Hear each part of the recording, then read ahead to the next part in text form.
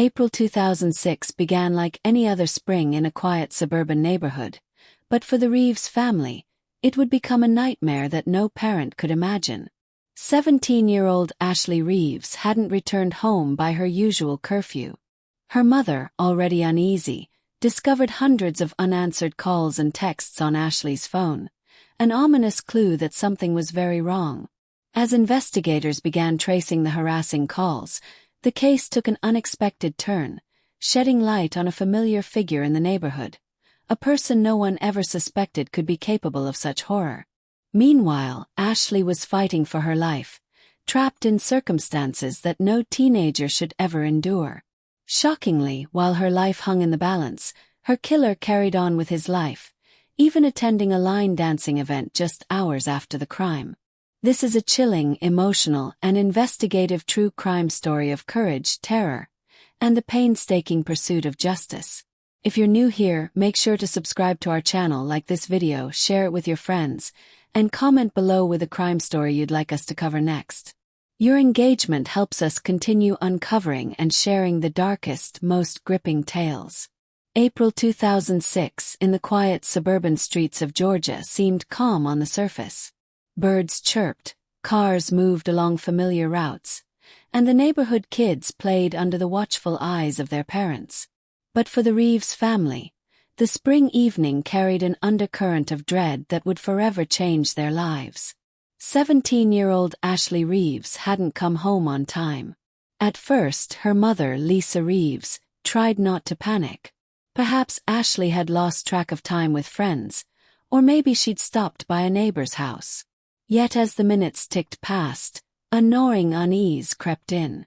By 11 p.m., when her daughter still hadn't arrived, Lisa decided to call Ashley's phone. The first ring was answered by voicemail, then the second, third. And then, the sheer number of missed calls on the phone's log sent a chill down her spine.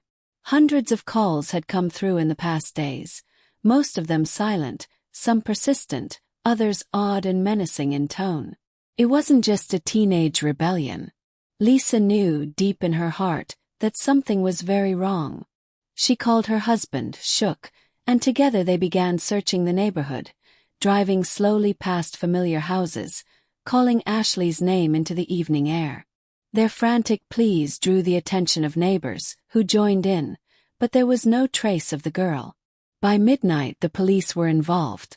Officer Craig Hamilton, who had been on the force for over a decade, remembered thinking how eerie it was to respond to a missing teen call in a neighborhood that prided itself on safety. "It's rare for kids to vanish here," he would later recall. The initial report was filed, neighbors questioned, and a canvass of the area began. The Reeves home became a command post of sorts, with officers documenting every detail. What Ashley wore that day, her known friends, recent conflicts, her routine. Each detail was crucial, each omission a potential clue. The investigation took an early turn when detectives examined Ashley's phone records. Among the hundreds of incoming calls, one number stood out. Persistent, recurring, tracing back to a familiar local man whose presence in the neighborhood was ostensibly ordinary. As Detective Julie Sanders would later report, "It's the kind of thing that catches your eye. The consistency, the timing, the fact that it's someone neighbors would never suspect." While the police followed the digital trail, Ashley's life hung in the balance. She had been taken that night, forced into a dark, confined space within her abductor's home. The man had meticulously planned every step, ensuring no immediate evidence would point to him. Ashley's mind raced as she tried to reconcile the horror she faced with the images of safety she'd known. Her parents' warm kitchen, the gentle rocking of her baby cousin, her dog sleeping by the doorway. Now, the very walls that should have protected her were her prison.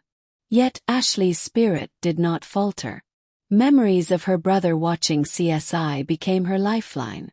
She studied the room, noting the placement of objects, the locks, the potential exits. Every creak in the floor, every shadow, was catalogued mentally. She wasn't just a victim. She was an investigator in real time, forced to rely on instincts she never knew she possessed. Her small acts of observation and subtle manipulation of the environment bought her precious moments, and perhaps a chance at survival. Back at the Reeves household, Lisa and her husband were grappling with the terror and helplessness of the situation. Days stretched into nights, and yet the police had little to go on beyond the harassing phone calls. Detectives interviewed neighbors, questioned Ashley's friends, and retraced her last known movements. CCTV footage from local stores provided fragments of her journey, but it wasn't until one shopkeeper remembered a specific interaction that the case began to pivot. There was something off, he said, recalling the anxious energy in the air and a man lingering unnaturally close, almost as if he were monitoring her. The investigation intensified. Forensic teams were brought in to trace the harassing calls, analyzing phone line traces, pinging cell towers, and triangulating the likely locations of the caller. It became increasingly clear that the man behind these calls was someone within the community, someone who blended into the ordinary routines of the neighborhood. The detective's approach was methodical. Map every incoming call, cross-reference with known local figures, examine alibis, and, crucially, watch for patterns that could reveal motive. Meanwhile, Ashley's resolve sharpened. She noticed small inconsistencies in her captor's behavior. A loose bolt on the window, a door that didn't lock properly, the predictable routine he followed for meals and chores. Each observation was a potential lifeline, and she began planning, inch by inch, how she could escape. Every scrape of her nails against the floorboards, every whispered prayer, became part of a growing mental map of survival. The detectives eventually focused on a local man who had long seemed trustworthy. He had no criminal record, attended community events, and was even known for helping local teens with part-time jobs. But the forensic trail, combined with behavioral profiling, began to paint a different picture. Obsessive tendencies, subtle manipulations of young women, and an uncanny knowledge of the community's routines. Phone pings and CCTV cross-referencing narrowed the suspect's location to a house on the edge of town, a house where Ashley had been seen entering days earlier under duress. As the police prepared to move in, Ashley's instincts brought her opportunity. A misstep by her captor, a door left slightly ajar during a brief distraction, allowed her to slip out, crawling under the porch and into the yard, her small body hidden in the shadows. She ran, guided by the faint hum of streetlights and the memory of her mother's voice calling her name in the dark. Officers converged as the suspect realized Ashley had escaped. A tense standoff ensued, with tactical teams surrounding the house. The man, realizing his plans were unraveling, attempted to flee, but he was quickly apprehended by officers who had anticipated every exit. Ashley's testimony, detailed and precise despite her trauma, became the linchpin of the case. She described her captor's movements, his mannerisms, the room's layout, and the sequence of events that had transpired, information that forensic experts used to corroborate evidence and build an airtight case. The trial was emotional, gripping the community as the details of Ashley's abduction, the harassing phone calls, and the man's attempts to conceal his crimes were laid bare. Ashley's courage in the courtroom, recounting her ordeal with clarity and resolve, inspired a mixture of awe and sorrow. The jury was presented with physical evidence, fingerprints, phone records, CCTV footage, and behavioral analysis, all pointing to a man who had hidden in plain sight. Ultimately, justice was served. The man was convicted of kidnapping, harassment, and attempted murder. Ashley's bravery, her instinctive intelligence, and the relentless work of investigators ensured that the nightmare she endured would not repeat itself for anyone else in that neighborhood. In the months following the trial, Ashley's story became a beacon for child safety awareness.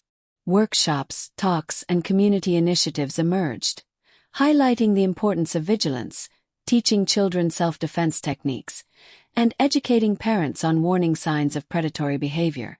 She and her family, while forever marked by trauma, found solace in the knowledge that their story could prevent future tragedies. The harrowing ordeal underscored the importance of community, law enforcement diligence, and a young girl's resilience in the face of unimaginable danger. Even in the darkest hours, courage, instinct, and support networks can light the path toward survival and justice. Thank you for watching this gripping story of survival, courage, and the relentless pursuit of justice. If this is your first time here, make sure to subscribe to our channel, like this video, share it with your friends, and comment below with a crime story you'd like us to cover next. Your support allows us to continue uncovering and sharing the most emotional, dramatic, and investigative true crime stories. Remember, even in the darkest moments, resilience and bravery can shine through.